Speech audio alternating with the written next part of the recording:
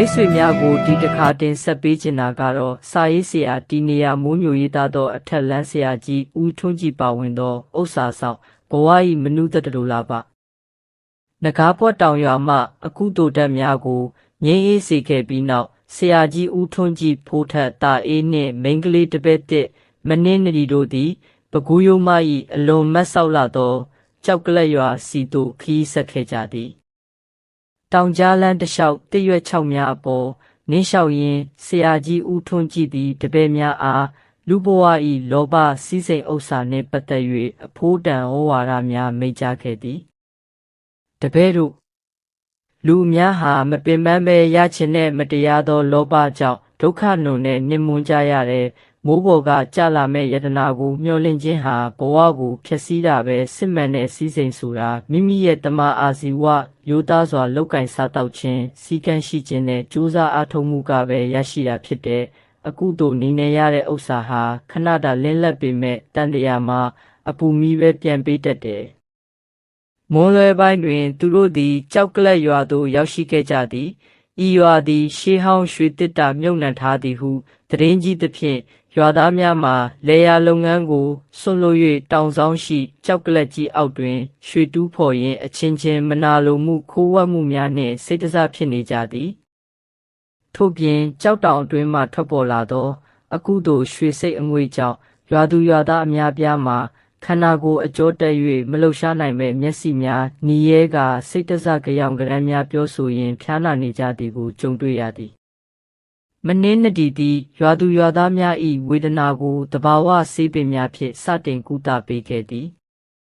အကျော်ပိတ်ဆို့မှုပြေပြောက်စေသောသွေးတန့်ဆေးရည်ပါဝင်သောပစ္စည်းများတောလျှောက်နှင့်မြင်မိတလင်ချင်းချောက်တနခါနှင့်တောပြားရည်နှင့်ဖော်ဆက်ပုံနှင့်ကုသပုံတောလျှောက်နှင့်မြင်နှင့်မိတလင်ကိုတပိတ်ဆိုထ၌ကြောက်ပြင်ဖြင့်ညင်းစွာသွေး၍ချင်းပြုတ်ရည်နှင့်ပြားရည်နှင့်ဆန်းကာတိုက်ကျွေးလိုက်ရာပိတ်ဆို့နေသောအကျော်ကျော်မြင်များပွန့်ထွက်သွားပြီးရွာသားများပြန်လည်လှုပ်ရှားနိုင်လာကြသည်အစိတ်ပြေလိန်စေအင်းနနွင်းကားကင်းပွန်းတိပြနှင့်တနခါတို့ကိုရောဆက်၍မာစစ်နေသောအကျော်များထပ်၌တုတ်လိမ့်ပေးရာပူလောင်မှုများငြိမ်းအေးသွားခဲ့သည်မနှင်းနဒီသည်သူမ၏ဓာတ်မြင့်စခုဖြင့်ကြည့်ရှုလိုက်ရာကြောက်ကလတ်ကြီးအောက်တွင်လွန်ခဲ့သောနှစ်ပေါင်း250ကအင်းဆက်ဖြင့်မြုပ်နှံခံခဲ့ရသည့်မဟူရာဥစ္စာဆောင်ဆရာငိမ့်အခုတို့ဝိညာဉ်ကြီးသည်ရွာသားများ၏လောဘဓာတ်ကိုအမိပြု၍အတတ်တတ်ဆုပ်ယူနေသည်ကိုမြင်တွေ့လိုက်ရသည်တကောင်ရအချိန်ရောက်သောအခါကြောက်ကလတ်ကြီးအောက်မှအမဲရောင်မီခိုလုံးကြီးပေါက်ကွဲထွက်လာပြီးဥစ္စာဆောင်ဆရာငိမ့်၏ဝိညာဉ်ကြီးသည်ဘလူးမကနမကကြောက်မက်ဖွယ်ယူပါယုံဖြင့်ထိုးထွက်လာခဲ့တော်သည်မနှင်းနဒီသည်ငွေကြေးတစ္ဆာအင်းသားကိုလေထဲသို့မြောက်ကတတ္တာဟအင်းကွက်ကိုမြေကြီးထက်တွင်ရေးဆွဲ၍မိစ္ဆာ၏အစိတ်လိုင်းများရွာတွင်မရောက်အောင်ပိတ်ဆို့လိုက်သည်ထိုးထက်တိုင်းတုပ်ဖြင့်ဥတပရိုးမတိုက်ကွက်အတိုင်းလေထဲတွင်ဝေးရန်ကပြေးဝင်လာသောအမဲရောင်ရေနဂါလက်တံများကိုဖျက်တောက်လိုက်သည်တာအေးဓာနှစ်ဖက်ဖြင့်နဂါပတ်တိုက်ကွက်အလိုက်စိတ်တစအစိမ့်ငွေများကိုအပိုင်းပိုင်းချလိုက်သည်ဆရာကြီးဦးထွန်းကြည်သည်စပတိကိုမြောက်ကဘောဓိပခိယတရားအာဒါနာတိယတုံနှင့်ဘောစင်ကတုတ်မန္တရာများကိုမိုးချင်းတန်ကဲ့သို့ရွတ်ဆိုလျက်ဟင်းတပြဓာပရိသေများကိုဥစ္စာဆောင်၏အင်းကွက်ဗဟိုစီသို့ပတ်ဖြန်းလိုက်လေသည်ဆရာကြီးဦးထွန်းကြည်သည်ကုံဗုဒ္ဓသာအနန္တတန်ခိုးတော်တီလာတော်၏အရှိန်ဝါကြောင့်ဥစ္စာဆောင်ဆရာငိမ့်၏အတ္တအပူမီအပေါင်းအပြီးတိုင်ငြိမ်းအေးပါစေတည်းပြင်းထန်သောရွှေရောင်ဓမ္မအလင်းတန်းကြီးပောက်ကွဲသွားရာဥစ္စာဆောင်ဆရာငိမ့်၏အမဲရောင်အင်းဆက်ကြီးမှာမီးလောင်ပြကြပျောက်ကွယ်သွားခဲ့ရလေသည်ဆရာငိမ့်၏ဝိညာဉ်ကြီးသည်လည်းနာကြီးချက်များနှင့်လောဘအပူမီများငြိမ်းအေးသွားပြီးဝိယုံဖြူဖြူဖြင့်တန်ရှင်းသောဝိညာဉ်ဖြင့်ပြောင်းလဲကာဆရာကြီးအားဥခိုက်၍သူကတိဘုံသို့ကူးပြောင်းသွားခဲ့ရတော်သည်နနက်ခင်းအယုံတက်ချိန်တွင်ကြောက်ကလတ်ရွာ၏လေထုထဲမှအစိမ့်ငွေများအပြီးတိုင်ကင်းစင်သွားခဲ့သည်ရွာသူရွာသားများသည်လောဘရုစိတ်တစားမှလွတ်မြောက်ကာအတ္တမအမှောင်တက်ကင်းစင်သွားကြပြီးမိမိတို့၏လေယာစိုက်ပျိုးရေးလုပ်ငန်းများကိုရိုးသားစွာပြန်လည်လုပ်ကင်ကြရန်တစ္ဆာပြုကြသည် ရွာသူကြီးနှင့်ရွာသူရွာသားများသည်ဆရာကြီးဦးထွန်းကြီးနှင့်တပည့်များ၏ခြေရင်း၌ဝမ်းမြောက်စွာဥခိုက်ကြောကြသည်ဆရာကြီးဦးထွန်းကြီးဖိုးထက်တာအေးနှင့်မနှင်းလီတို့သည်ကြောက်ကလက်ရွာသူရွာသားများ၏နှုတ်ဆက်ခြင်းကိုခံယူရင်းအေးချမ်းလာသောအယုံဦးအလင်းရောင်နှင့်အတူနောက်ထပ်သာသနာပြုအထက်လန်းခရီးစဉ်များစီသို့ရဲရင်စွာရှေ့ဆက်ထွက်ခွာသွားကြပါတော့သည်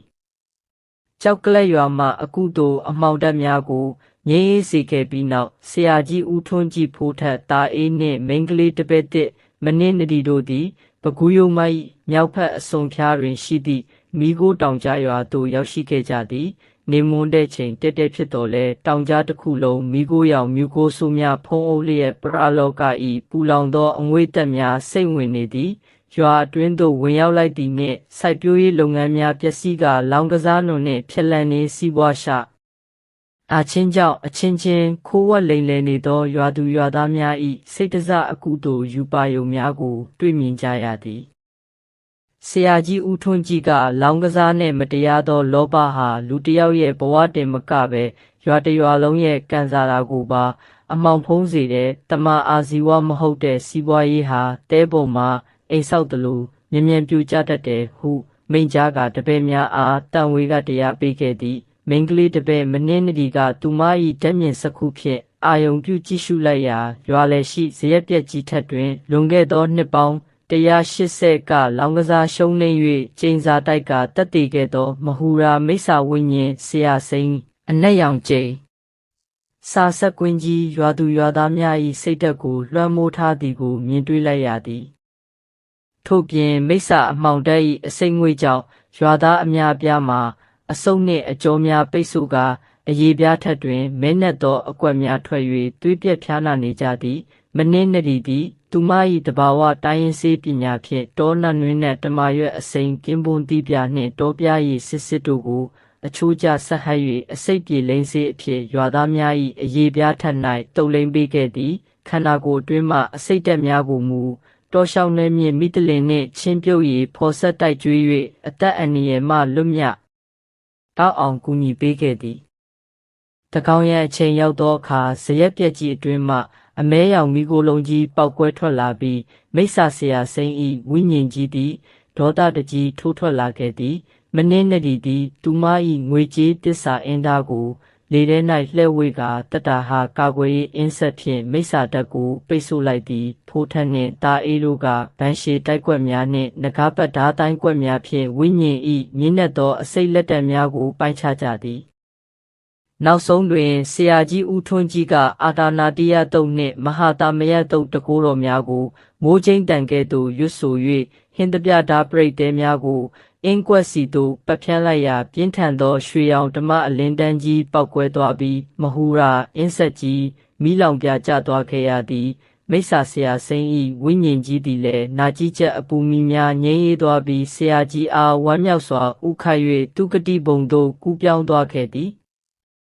အယုံတက်ချိန်တွင်မိခိုးတောင်ကြားရွာ၌အကုသိုလ်အမောင်ထုကြီးကင်းစင်သွားကရွာသူရွာသားများအတိစိတ်ပြန်လည်ရရှိ၍လောင်ကစားကိုဆွတ်လုတ်ကာရိုးသားစွာလောက်ကင်စားတောက်ရန်တစ္ဆာပြုကြသည့်ဆရာကြီးဦးထွန်းကြီးနှင့်တပည့်များသည်ရွာသူရွာသားများ၏ရိုသေစွာဥခိုက်ပူဇော်မှုကိုခံယူရင်းအေးချမ်းလာသောဓမ္မအလင်းရောင်ဖြင့်နောက်ထပ်သာသနာပြုခရီးစဉ်စီသို့ရဲရင်စွာရှေ့ဆက်ထွက်ခွာသွားကြပါတော့သည်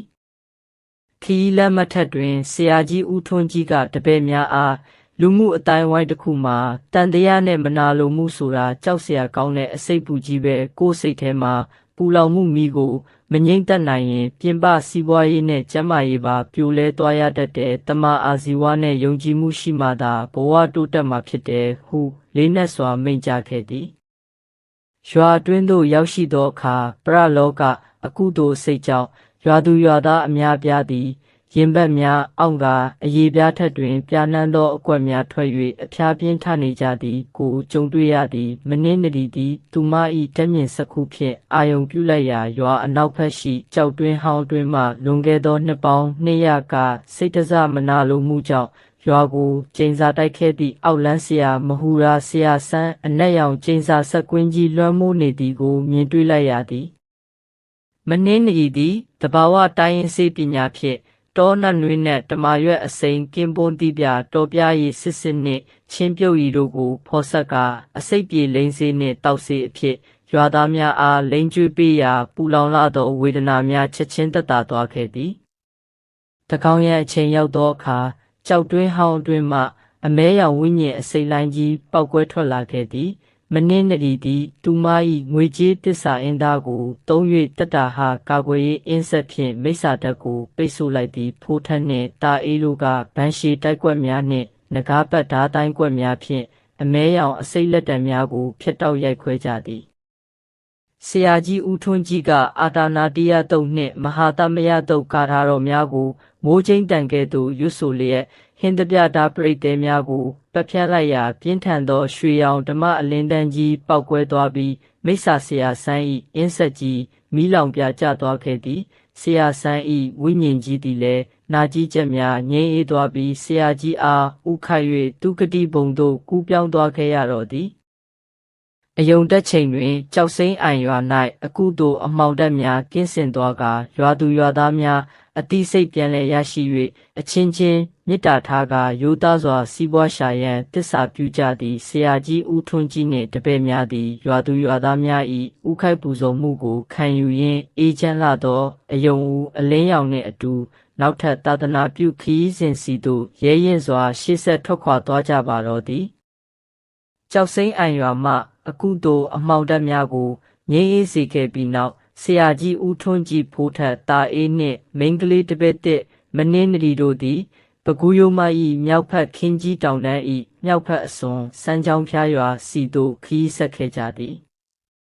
ခရီးလမ်းမထက်တွင်ဆရာကြီးဦးထွန်းကြီးသည်တပည့်များအားလောဘနှင့်ဖြက်လန်းနှင့်စီးပွားရှာခြင်း၏ဝိပါကအကျိုးများကိုမိန့်ကြားတော်မူသည်တပည့်တို့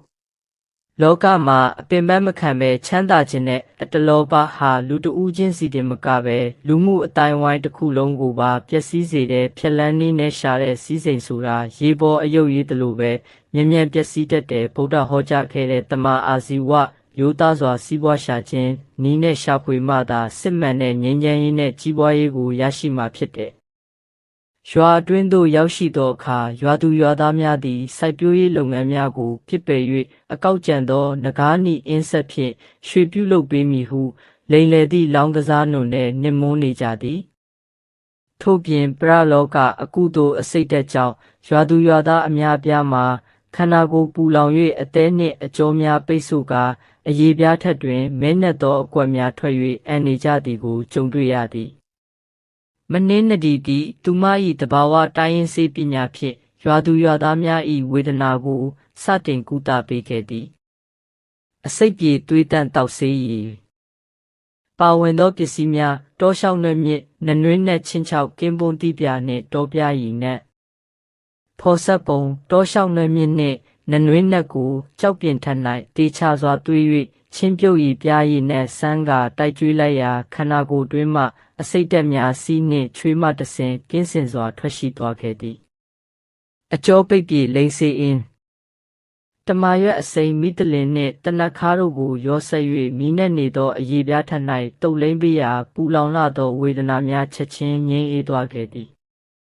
မနှင်းနဒီသည်သူမ၏ဓာတ်မြင်စက္ခုဖြင့်ကြည့်ရှုလိုက်ရာရွာလယ်ရှိဇရက်ပြက်ကြီးအတွင်းမှလွန်ခဲ့သောနှစ်ပေါင်း180ကလိမ့်လဲလဲဖြား၍တက်တည်ခဲ့သောအောက်လန်းဆရာအောင်အကုသို့ဝိညာဉ်ကြီးသည်မဟူရလောဘအင်းစီရင်ကရွာသူရွာသားများ၏အသက်တက်ကိုဆုပ်ယူနေသည်ကိုမြင်တွေ့လိုက်ရသည်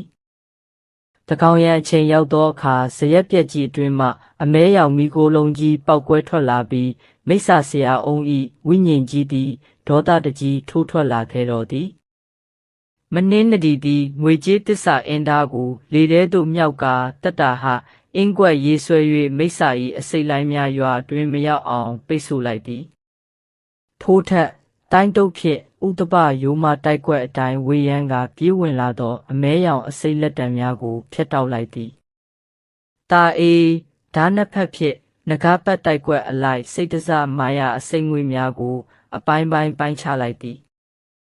ဆရာကြီးဦးထွန်းကြည်သည်စပတိကိုမြောက်ကအာရဏတိယတုတ်နှင့်မဟာသမယတုတ်ဂါထာတော်များကိုရွတ်ဆိုလျက်ဟင်းတပြဓာပရိသေများကို မိစ္ဆာဤအင်းကွက်ဗဟိုစီသို့ပဖြန်းလိုက်လေသည်ပြင်းထန်သောရွှေရောင်ဓမ္မအလင်းတန်းကြီးပောက်ကွဲသွားရာမဟူရာလောဘအင်းဆက်ကြီးမှာမီးလောင်ပြာကျပျောက်ကွယ်သွားခဲ့ရလေသည်ဆရာအုံးဤဝိညာဉ်ကြီးသည်လည်းနာကြီးချက်အပူမီးများငြိမ်းအေးသွားပြီးဆရာကြီးအားဥခိုက်၍သူကတိဘုံသို့ကူးပြောင်းသွားခဲ့ရတော့သည်နနက်ခင်းအယုံတက်ချိန်တွင်စမ်းချောင်းဖျားရွာ၏လေထုထဲမှအစိမ့်ငွေများအပြီးတိုင်ကင်းစင်သွားခဲ့သည်ရွာသူရွာသားများသည်အဓမ္မအမှောင်တက်မှလွတ်မြောက်ကာအချင်းချင်းပြန်လည်စည်းလုံးသွားကြပြီးရိုးသားစွာစိုက်ပျိုးရေးလုပ်ငန်းများကိုပြန်လည်လုပ်ကိုင်ကြရန်တစ္ဆာပြုကြသည်ဆရာကြီးဦးထွန်းကြည်ဖိုးထက်တာအေးနှင့်မနှင်းနဒီတို့သည်ရွာသူရွာသားများ၏ဥခိုက်ပူဇော်မှုကိုခံယူရင်းအေးချမ်းလာသောအယုံဦးအလင်းရောင်နှင့်အတူနောက်ထပ်သာသနာပြုအထက်လန်းခီးစဉ်များစီသို့ရဲရင်စွာရှေ့ဆက်ထွက်ခွာသွားကြပါတော့သည်ဇလန်းလေးရဲ့တင်ဆက်မှုကိုခဏတာရနာခွင့်ပြုပါပြနောက်ထပ်ဗီဒီယိုလေးကိုလည်းခန်းစားနာဆင်ပေးကြအောင်ပြမိတ်ဆွေများအားလုံးဆန္ဒနဲ့ဘဝထပ်တူကြပါစေနော်